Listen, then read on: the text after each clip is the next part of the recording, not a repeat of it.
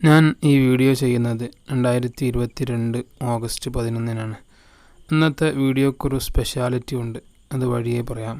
നമ്മളൊക്കെ എങ്ങനെയാണ് ഇംഗ്ലീഷ് പഠിക്കുന്നത്? പല മാർഗങ്ങളും നമ്മൾ പയറ്റി നോക്കിയിട്ടുണ്ടാവും. ഇംഗ്ലീഷ് വാക്കുകളും പ്രയോഗങ്ങളും പഠിക്കാൻ ഏറ്റവും സിമ്പിളായ മാർഗമാണ് പത്രവായന. നമ്മൾ അങ്ങനെ ഇംഗ്ലീഷ് പത്രങ്ങൾ വായിക്കാൻ തീരുമാനിച്ചു എന്നിരിക്കട്ടെ. എന്നാൽ ഏത് പത്രമായിരിക്കും നമ്മൾ തിരഞ്ഞെടുക്കുക?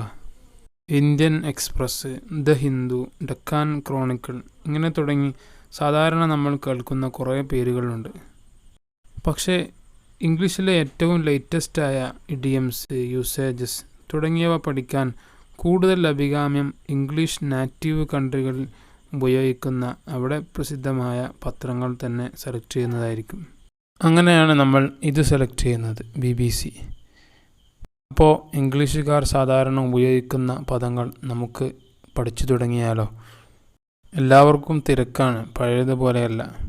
മലയാളം പത്രങ്ങൾ പോലും വായിക്കാൻ നമുക്ക് സമയം ലഭിക്കാറില്ല, അല്ലെങ്കിൽ കണ്ടെത്താറില്ല. അപ്പോൾ ഇവിടെ ഈ ചാനലിൽ ഏറ്റവും ഫ്രഷായ BBC പോലെയുള്ള ലോകോത്തര പത്രമാധ്യമങ്ങളിൽ വരുന്ന ടോപ്പ് സ്റ്റോറീസ് കവർ ചെയ്തുകൊണ്ട് അതിലെ പ്രയോഗങ്ങൾ പരിചയപ്പെടുത്തി മലയാളത്തിൽ സിമ്പിളായി നമുക്ക് ഇംഗ്ലീഷ് ഭാഷ പഠിച്ചാലോ? അപ്പോൾ പിന്നെ സമയം കളയണ്ട. ഇന്നത്തെ ഡേറ്റ് 2022 ഓഗസ്റ്റ് 11 അന്നാണ് ഞാൻ ഈ വീഡിയോ ചെയ്യുന്നത്. അന്നത്തെ വന്ന ഏറ്റവും ഫ്രഷായ ഒരു ലേറ്റസ്റ്റ് ന്യൂസിനെ കുറിച്ച് നമുക്കൊന്ന് വായിച്ചു നോക്കാം. BBC ന്യൂസിൻ്റെ ടോപ്പ് സ്റ്റോറീസിൽ വന്ന ഒരു യൂറോപ്പിലെ ഒരു വാർത്തയാണ് അതിൽ കൊടുത്തിട്ടുള്ളത്. ചിത്രത്തിൽ നിങ്ങൾ കാണുന്നത് പോലെ അതിൻ്റെ ഹെഡിങ്, ക്യാപ്ഷൻ ഇങ്ങനെയാണ്: France battles monster wild fire near ബോർഡോ.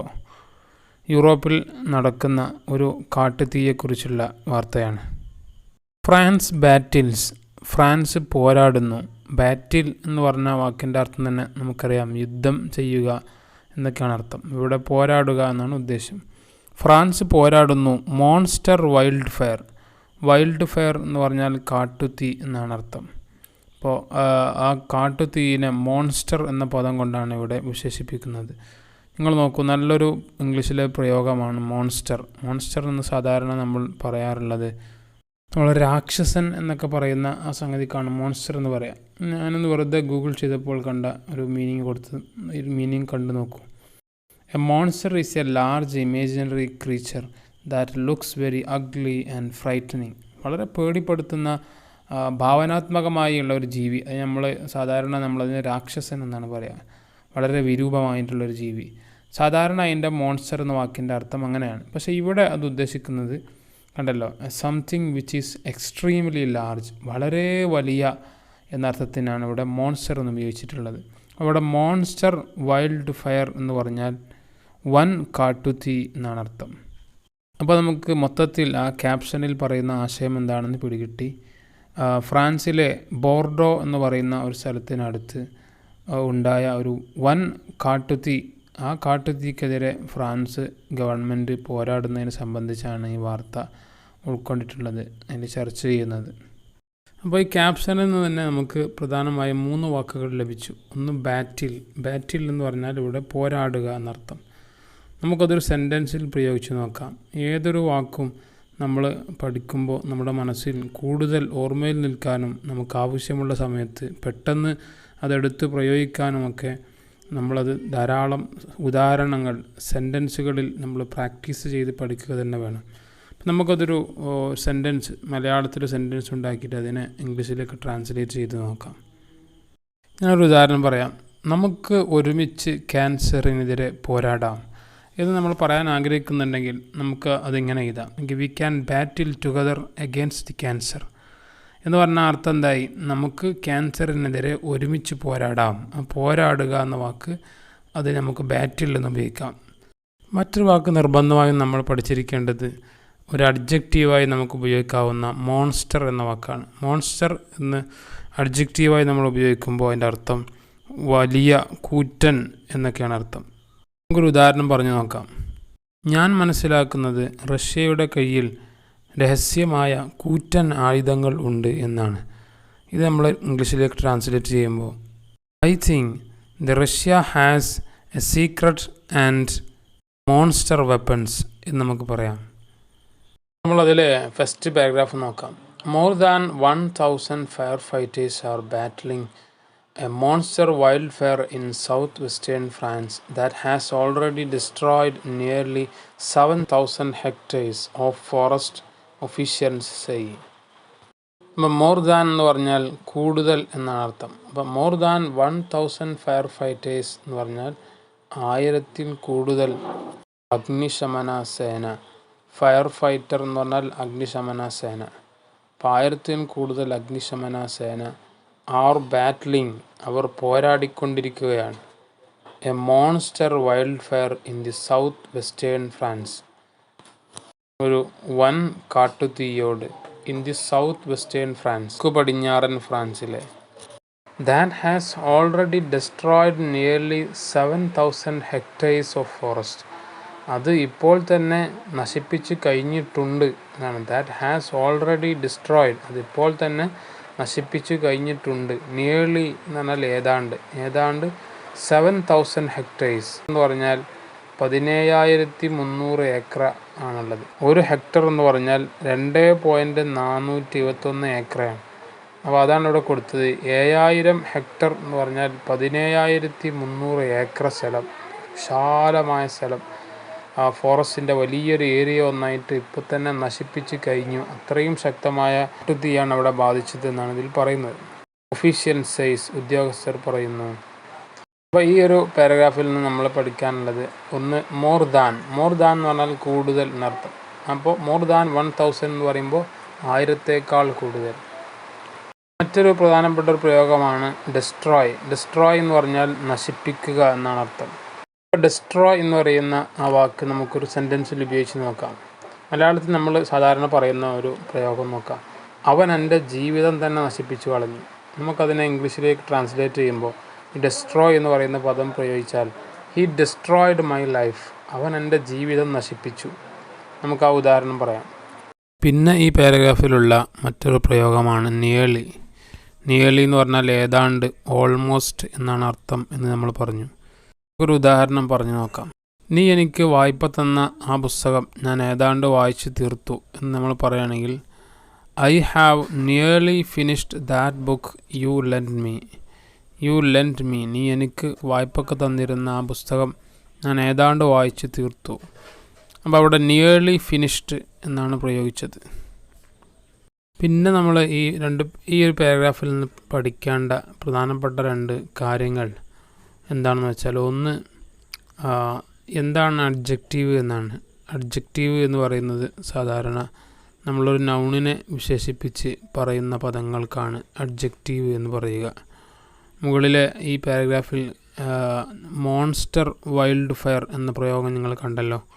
അപ്പോൾ അതിൻ്റെ അർത്ഥം നമ്മൾ പറഞ്ഞു, വൻ കാട്ടുതീ എന്നാണ് അതിൻ്റെ അർത്ഥം എന്ന് പറഞ്ഞു. ഇവിടെ കാട്ടുതീ എന്നുള്ളതിന് ഒരു വിശേഷണം കൊടുത്തിട്ട് അത് വളരെ വലിയ, എക്സ്ട്രീംലി ലാർജ് എന്നർത്ഥം വരുന്ന ഒരു വാക്ക് നമ്മളവിടെ പ്രയോഗിച്ചു. അതാണ് മോൺസ്റ്റർ. അപ്പം മോൺസ്റ്റർ എന്ന് പറയുന്ന പ്രയോഗം ശരിക്കും പറഞ്ഞാൽ അഡ്ജക്റ്റീവാണ്. അതായത് അത് വിശേഷിപ്പിക്കുന്നത് വൈൽഡ് ഫയർ അഥവാ കാട്ടുതീ എന്ന് പറയുന്ന നൗണിനെയാണ്. വളരെ സാധാരണമായി നമ്മൾ മലയാളത്തിലും ഇഷ്ടംപോലെ അഡ്ജക്റ്റീവുകൾ ഉപയോഗിക്കാറുണ്ട്. ഇപ്പോൾ ഉദാഹരണത്തിന് രസകരമായ വസ്തുതയാണ് എന്നൊക്കെ പറയാറുണ്ട്. നമ്മൾ ഇംഗ്ലീഷിലാക്കുമ്പോൾ ഇറ്റ്സ് എ ഫൺ ഫാക്റ്റ്, അതൊരു രസകരമായ വസ്തുതയാണ്. അവിടെ ഫാക്റ്റ് എന്ന് പറയുന്ന നൗണിനെ ഫൺ എന്ന് പറയുന്ന മറ്റൊരു നൗണ് വിശേഷിപ്പിക്കുകയാണ്. അപ്പോൾ അതിൻ്റെ പേരാണ്, ആ വിശേഷിപ്പിക്കുന്ന പദത്തിൻ്റെ പേരാണ് അഡ്ജക്റ്റീവ്. ഇപ്പോൾ വേറൊരു ഉദാഹരണം, മഞ്ഞ കളറുള്ള പുഷ്പം. അപ്പോൾ യെല്ലോ ഫ്ലവർ, അല്ലെങ്കിൽ വളരെ വേഗതയുള്ള കാർ, ഫാസ്റ്റ് കാർ. അപ്പോൾ ഇവിടെയൊക്കെ ഈ യെല്ലോ, ഫാസ്റ്റ് ഇതെല്ലാം ഓരോ നൗണുകളെയാണ് വിശേഷിപ്പിക്കുന്നത്. അങ്ങനെയുള്ള വാക്കുകൾക്കാണ് നമ്മൾ അഡ്ജക്റ്റീവ്സ് എന്ന് പറയുക. അപ്പോൾ ഈ ഒരു പാരഗ്രാഫിൽ നിന്ന് നമ്മൾ അഡ്ജക്റ്റീവ് കണ്ടു. സാധാരണയായി ഏത് നൗണിനെയാണോ ഈ അഡ്ജക്റ്റീവ് വിശേഷിപ്പിക്കുക അതിൻ്റെ തൊട്ട് മുമ്പിലായിട്ടാണ് അഡ്ജക്റ്റീവുകളുടെ സ്ഥാനം. ഇപ്പോൾ ഇവിടെ കണ്ടല്ലോ, മോൺസ്റ്റർ വൈൽഡ് ഫയർ, വൻ കാട്ടുതീ. അപ്പോൾ അത് നമ്മളൊന്ന് മനസ്സിലാക്കി വെക്കുന്നത് നല്ലതാണ്. രണ്ടാമത്തെ പോയിൻ്റ്, ഈ അഡ്വേബുകൾ.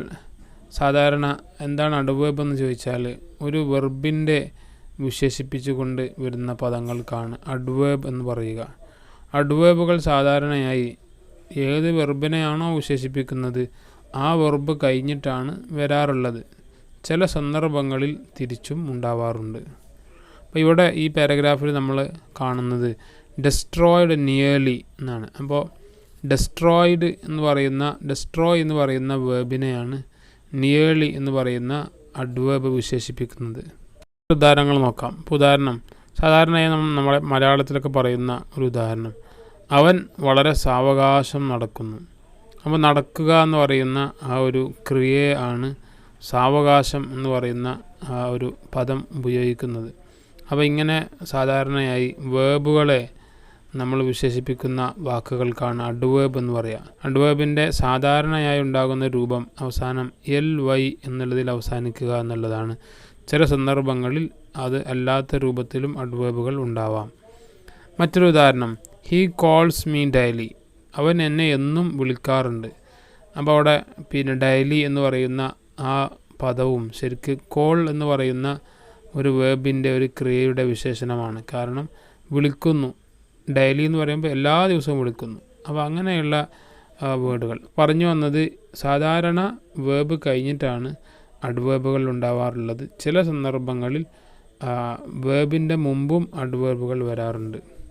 For example, it's A nearly finished building, ഇത് ഏതാണ്ട് പൂർത്തീകരിച്ച ഒരു ബിൽഡിംഗ് ആകുന്നു. അപ്പോൾ അവിടെ ഫിനിഷ്ഡ് എന്നുള്ളത് കഴിഞ്ഞിട്ടല്ല നമ്മൾ നിയർലി എന്ന് പറയുന്ന അതിൻ്റെ അഡ്വേർബ് ഉപയോഗിച്ചത്, അതിൻ്റെ മുമ്പാണ്. ചിലപ്പോൾ അങ്ങനെയും ഉപയോഗിക്കാറുണ്ട്. പാരഗ്രാഫ് എന്താണ്? The raging blaze near the city of Bordeaux has gutted a number of homes and forced 10,000 residents to flee. അപ്പോൾ അടുത്ത ഇതിൽ പാരഗ്രാഫിൽ പറയുന്നത്, ഇപ്പോൾ ദി റേജിങ് ബ്ലേസ്, റേജ് എന്ന് പറഞ്ഞാൽ പടരുക എന്നൊക്കെയാണ് അർത്ഥം. അപ്പോൾ റേജിങ് ബ്ലേസ് എന്ന് പറഞ്ഞാൽ തീ അല്ലെങ്കിൽ അഗ്നിജ്വാല എന്നൊക്കെയാണ് അർത്ഥം. The raging blaze near the city of Bordeaux സിറ്റിക്കടുത്ത് പടരുന്ന തീ has gutted a number of homes. Get എന്ന് പറഞ്ഞാൽ നശിപ്പിക്കുക, കത്തി നശിപ്പിക്കുക എന്നർത്ഥം. അപ്പോൾ gutted a number of homes, ധാരാളം വീടുകൾ കത്തി നശിപ്പിച്ചിട്ടുണ്ട്. ഇവിടെ എ നമ്പർ ഓഫ് എന്ന് പറയുന്ന പ്രയോഗം നമുക്ക് പഠിക്കാനായി. എ നമ്പർ ഓഫ് എന്ന് പറഞ്ഞാൽ ധാരാളം എന്നാണ് അർത്ഥം. പിന്നെ ഗട്ട് എന്ന് പറഞ്ഞാൽ കത്തി നശിപ്പിക്കുക എന്ന്. അതുപോലെ ബ്ലേസ് എന്ന് പറഞ്ഞാൽ തീ എന്നാണ് അർത്ഥം. റേജ് എന്ന് പറഞ്ഞാൽ പടരുക എന്നർത്ഥം. And forced 10,000 residents to flee. And forced, ഈ ദി റേജിങ് ബ്ലേസ് എന്ത് ചെയ്യാണ്, അത് കാരണമായി, ഈ പടരുന്ന തീ കാരണമായി നിർബന്ധിതമാക്കി. ഫോയ്സ് എന്ന് പറഞ്ഞാൽ നിർബന്ധിതമാക്കുക എന്നാണ്. 10,000 residents, 10,000-ഓളം വരുന്ന താമസക്കാരെ ടു ഫ്ലീ, നാടുകടക്കാൻ, പലായനം ചെയ്യാൻ. ഫ്ലീ എന്ന് പറഞ്ഞാൽ പലായനം ചെയ്യുക എന്നുമാണ് അർത്ഥം. അപ്പോൾ വളരെ പ്രധാനപ്പെട്ട ചില വാക്കുകൾ നമ്മൾ അതിൽ നിന്ന് പഠിക്കാനുള്ളത്. ഒന്ന് ഗട്ട് എന്നാണ്. ഗട്ട് എന്ന് പറഞ്ഞാൽ നമ്മൾ പറഞ്ഞു കത്തി നശിപ്പിക്കുക എന്ന്. അപ്പോൾ നമുക്ക് ഗെറ്റ് എന്ന് പറയുന്ന ആ വേർഡിനെ നമുക്കൊരു സെൻറ്റൻസിൽ ഉപയോഗിച്ച് നോക്കാം. ഉദാഹരണത്തിന്, ബോംബുകൾ ആ വീടിനെ തകർത്തു കളഞ്ഞു. നമുക്കങ്ങനെ പറയണമെങ്കിൽ ഇംഗ്ലീഷിലേക്ക് ട്രാൻസ്ലേറ്റ് ചെയ്യുമ്പോൾ ബോംബ്സ് ഗെറ്റഡ് ദി ഹോം, ബോംബുകൾ ആ വീടിനെ തകർത്തു കളഞ്ഞു. ഈ സെൻറ്റൻസിൽ നിന്നുള്ള മറ്റൊരു പ്രധാനപ്പെട്ട പ്രയോഗമാണ് എ നമ്പർ ഓഫ് എന്നുള്ളത്. എ നമ്പർ ഓഫ് എന്ന് പറഞ്ഞാൽ ധാരാളം, അനവധി എന്നൊക്കെയാണ് അർത്ഥം. അപ്പോൾ അതിനെ നമ്മളൊരു സെൻറ്റൻസിൽ പ്രയോഗിച്ച് നോക്കിയാൽ എങ്ങനെ ഉണ്ടാവും? നിരവധി ബസ്സുകൾ ബസ് സ്റ്റാൻഡിൽ നിർത്തിയിട്ടിരിക്കുന്നു. നമുക്ക് a number of buses halted in bus stand എന്ന് പറയാം. അവിടെ നമ്പർ ഓഫ് എന്ന് പറഞ്ഞാൽ നിരവധി, ധാരാളം എന്നൊക്കെയാണ് അർത്ഥം. പിന്നെ ഈ പാരഗ്രാഫിൽ വരുന്ന വേറൊരു പ്രയോഗമാണ് ഫോയ്സ്. ഫോയ്സ് എന്ന് പറഞ്ഞാൽ നിർബന്ധിക്കുക എന്നാണ് അർത്ഥം. അപ്പോൾ നമുക്കതൊരു സെൻറ്റൻസിൽ, അവൻ എന്നെ ചായ കുടിക്കാൻ നിർബന്ധിച്ചു. നമുക്കതെങ്ങനെ പറയാം? He forced me to drink a tea. അപ്പോൾ ഇവിടെ ഫോയ്സ് എന്നുള്ള അർത്ഥം നമുക്ക് മനസ്സിലായല്ലോ. പിന്നെ ഇതിൽ വരുന്ന ഏറ്റവും അവസാനത്തെ ഒരു വേർഡ് ഫ്ലീ എന്നാണ്. ഫ്ലീ എന്ന് പറഞ്ഞാൽ അപകടമുള്ള സാഹചര്യങ്ങളിൽ നിന്നോ സ്ഥലത്തു നിന്നോ നമ്മളവിടെ നിന്ന് രക്ഷപ്പെട്ട് ഓടുന്നതിനാണ് ഫ്ലീ എന്ന് പറയുക. അപ്പോൾ നമുക്ക് സിമ്പിളായി ഒരു സ്ഥലത്ത് നിന്ന് ഓടി രക്ഷപ്പെടുക എന്നോ അല്ലെങ്കിൽ പലായനം ചെയ്യുക എന്നോ ഒക്കെ അതിനർത്ഥം വെക്കാം. മലയാളം ഉദാഹരണത്തിൽ പ്രയോഗിച്ച് നോക്കാം. സംഘർഷങ്ങളിൽ നിന്ന് രക്ഷപ്പെടാൻ അവൻ്റെ ഫാമിലി, അവൻ്റെ കുടുംബം അവരുടെ ഗ്രാമത്തിൽ നിന്നും പലായനം ചെയ്തു. അതിപ്പോൾ എങ്ങനെ പറയാം? To escape the clashes his family fled from their village. നമ്മുടെ ഫ്ലീ എന്നുള്ളതിൻ്റെ പാസ്റ്റാണ് നമ്മൾ ഫ്ലഡ് എന്ന് ഉപയോഗിച്ചത്. അപ്പോൾ അവരുടെ ഗ്രാമത്തിൽ നിന്നും അവർ പലായനം ചെയ്തു അല്ലെങ്കിൽ ഓടി രക്ഷപ്പെട്ടു എന്നൊക്കെ നമുക്കവിടെ അർത്ഥം പറയാം. അപ്പോൾ നിങ്ങൾ ഇതുപോലെ ഇംഗ്ലീഷ് യൂസേജസ്, വേർഡ്സ്, ഇഡിയംസ് ഒക്കെ പഠിക്കാൻ ഇൻട്രസ്റ്റഡ് ആണ് എങ്കിൽ നിങ്ങൾക്ക് ഈ ചാനൽ സബ്സ്ക്രൈബ് ചെയ്യാം. അപ്പോൾ ഇതോടുകൂടി ഇന്നത്തെ എപ്പിസോഡ് ഇവിടെ അവസാനിക്കുന്നു.